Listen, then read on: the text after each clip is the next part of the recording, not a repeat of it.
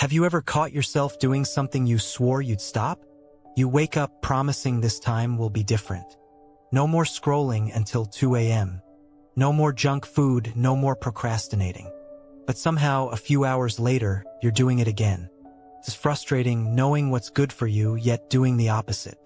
Why do we keep repeating bad habits even when we know better? Maybe it's not because you're lazy, weak, or broken. Maybe it's because your mind is trying to protect you in a way that's quietly sabotaging you. Let's explore why that happens and what it really takes to break free. Picture this. You've had a long, stressful day. You finally get home, and your brain whispers, "You deserve a break." You tell yourself you'll rest for 5 minutes, but then one YouTube video becomes 10. The guilt starts creeping in, but the comfort feels stronger. That's not just lack of willpower. That's your brain following a pattern it believes keeps you safe. Our bad habits aren't random, they're deeply emotional. They often started as coping mechanisms. Over time, they became automatic, looping behaviors your mind uses to reduce discomfort. And here's the tricky part.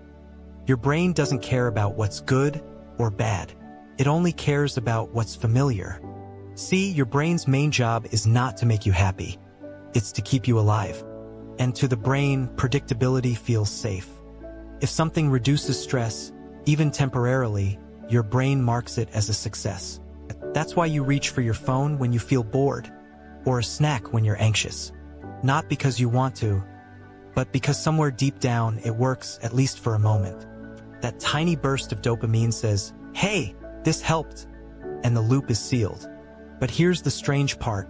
Even when that habit makes you feel worse later, your brain still clings to it. Because the brain learns faster from relief than from regret. Let's go deeper. Every habit is built on a loop. Cue, routine, reward. A cue triggers a behavior. The routine is the action itself. The reward is the feeling that follows, even if it's just relief. For example, cue, you feel lonely. Routine, you open social media. Reward, you feel connected or at least distracted. The more you repeat it, the stronger the loop becomes. Your brain starts associating loneliness with scrolling, not with calling a friend or journaling. And so the cycle continues, cue, routine, reward, until it feels automatic. But here's the first twist. Habits aren't driven by logic. They're driven by emotion. You can tell yourself all day that you should stop, but the emotional brain, the limbic system, doesn't understand should. It understands comfort and pain. If a habit once made you feel safe or less anxious, your brain will fight hard to keep it alive, even against your better judgment. That's why knowledge alone doesn't change behavior. We can understand everything about dopamine, productivity, or nutrition, and still fall into the same traps. Because logic speaks quietly, but emotion shouts. Ever noticed how you can justify anything when you're tired, sad, or stressed? Just this once, "I'll start tomorrow." It's not that bad. Those aren't excuses, they're defense mechanisms. Your brain is trying to soothe emotional discomfort in the quickest way it knows how. So what's the solution? You can't simply think your way out of a bad habit, you have to feel your way through it. Let me explain. The next time you feel the urge to repeat a bad habit, don't fight it immediately. Instead, pause. Ask yourself, what emotion am I trying to escape right now? It might be boredom, anxiety, loneliness, or exhaustion. Whatever it is, naming it brings it out of the unconscious and into awareness. That simple act changes the loop. You interrupt the pattern, not by force, but by curiosity. When you become aware of the emotion behind the habit, you start to take back control. You realize it's not about the chips, the scrolling, or the drink. It's about what those things are trying to soothe. Here's another twist. We often repeat bad habits not because they feel good, but because change feels threatening. The human brain is wired to resist uncertainty. Even if your current situation is unhealthy, it's predictable. Change, on the other hand, feels like stepping into the dark. That's why many people fear success as much as they fear failure. Because success means change. And change, even positive change, triggers the brain's danger alarm. So we unconsciously stay stuck in loops that feel familiar. The procrastinator keeps procrastinating. The overthinker keeps overthinking. The comfort eater keeps finding comfort in food. Not because we don't know better, but because our survival brain says, better the devil you know than the devil you don't. There's also a deeper layer to this. Some bad habits are tied to identity. If you've seen yourself as the kind of person who can't stick to things, your brain works hard to maintain that story. It's not just a habit anymore, it's who you think you are. And that's powerful because humans act in alignment with their identity. If you believe I'm disciplined, you behave accordingly.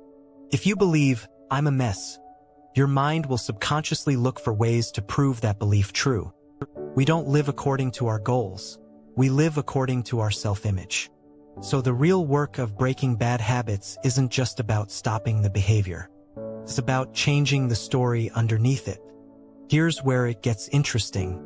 The moment you change your identity even slightly, your habits begin to follow. Instead of saying, I want to quit smoking, say, I'm becoming the kind of person who doesn't need to smoke. Instead of, I need to stop procrastinating, say, I'm learning to show up for my future self. Notice the shift? One is rooted in shame. The other is rooted in growth. Now, let's talk about the brain's chemistry for a second, not in a textbook way, but in a human way. Your brain loves dopamine. It's the little chemical messenger that says, do that again. But dopamine isn't just released when you get the reward. It's released when you anticipate it. That's why the thought of checking your phone feels as rewarding as the actual scroll. The brain learns that the cue itself, the notification, the boredom, the stress, predicts pleasure. The trick, then, isn't to eliminate dopamine. It's to rewire what triggers it. Start giving your brain small wins for better choices. For example, if you usually scroll after dinner, try a 5-minute walk first. The moment you do it, celebrate it mentally. Literally tell yourself, that's progress. Sounds cheesy, but it works. Your brain starts linking dopamine to the new behavior. And over time, that becomes the new loop. Here's a surprising fact. Breaking bad habits is not about removing something. It's about replacing it. You can't delete a neural pathway. You can only overwrite it. That's why just stop doing it almost never works. Your brain hates a vacuum, it needs an alternative pattern. So, when you remove a habit, you must replace it with something that meets the same emotional need in a healthier way. Feel stressed? Instead of scrolling, take a quick walk, breathe deeply, or journal for 2 minutes. Feel lonely? Instead of binge-watching, message someone you care about. The key is not perfection, but consistency. Even tiny acts of change start rewriting the brain's map. Now, here's the paradox, the hidden twist. Sometimes we repeat bad habits because we secretly fear who we'd be without them. Strange, right? But think about it. If your bad habit has been with you for years, it's become part of your story. It's the thing you blame when life feels stuck. It's the comfort you turn to when things get hard. Letting go of it means facing yourself, your potential, your pain, your freedom. And freedom can be terrifying.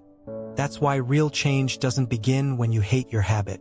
It begins when you understand it. Because understanding turns judgment into awareness. And awareness over time becomes transformation. So how do you actually change? 3 simple but profound steps. First, awareness. Notice the loop. Don't fight it. Observe it. See what emotion it's serving. Second, replacement. Find a healthier behavior that meets the same emotional need. Third, identity shift. Stop trying to act like a different person. Start becoming one. Because every action you take is a vote for the person you're becoming. The more you cast those votes, even in small ways, the easier it becomes to live without the old patterns. Change doesn't happen overnight. It's not a moment. It's a process of remembering who you truly are beneath the noise of habit. So the next time you catch yourself repeating a bad habit, pause. Don't judge it. Don't shame yourself. Just ask, what is this trying to protect me from? And you might discover that your habit isn't your enemy. It's a message from an older version of you, trying to feel safe. Thank it for what it taught you. Then gently choose differently. Because awareness is the first step to freedom. And freedom is not about control, it's about choice. In the next video, we'll explore why the brain actually resists change, even when it's good for us, and how to work with that resistance instead of against it. If you found this eye-opening, subscribe for more calm, insightful tales of the mind.